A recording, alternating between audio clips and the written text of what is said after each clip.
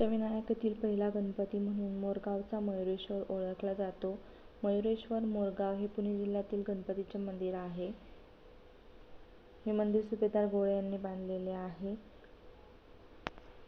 मोरेश्वराचे मंदिर हे एक प्रशस्त गडीच आहे. हे मंदिर काळ्या दगडापासून तयार करण्यात आले असून ते बहामनी काळात बांधले गेले आहे. हे मंदिर गावाच्या मध्यभागी असून देवळाला चारही बाजूंनी मनोरे आहेत. गणपतीच्या मंदिराच्या बाजूने 50 फूट उंचीची संरक्षण भिंत आहे. गाभाऱ्यातील जी मयुरेश्वराची मूर्ती आहे ती बसलेली आहे. ही मूर्ती डाव्या सोंडेची असून या गणपतीचे मुख हे पूर्वेकडे आहे. मूर्तीच्या डोळ्यात व बिंबीत हिरे बसवले आहेत, त्यामुळे ही मूर्ती अत्यंत आकर्षक दिसते. मस्तकावर नागराजांचा फणा आहे.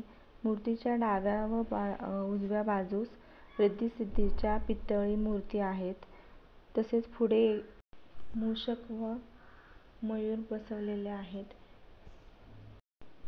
मयुरेश्वर गणपतीविषयी एक आख्यायिका आहे. ती अशी की पूर्वी एक सिंधू नावाचा असुर होता. त्याने पृथ्वीतलावर हाहाकार माजवला होता आणि त्याचा नाश करण्यासाठी शेवटी देवांना गणपतीची आराधना करावी लागली.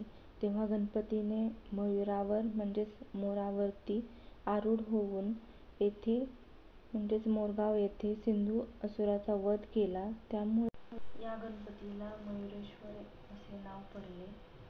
तसेच या गावामध्ये मोरांची संख्या जास्त असल्यामुळे देखील या गावाला मोरगाव असे म्हणतात.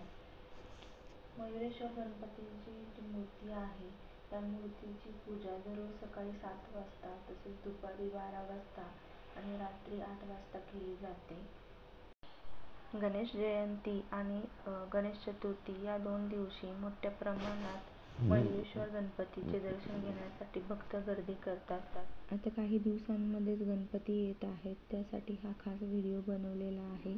जर तुम्हाला हा माझा व्हिडिओ आवडला असेल तर लाईक करा, चॅनलला सबस्क्राईब करा. धन्यवाद.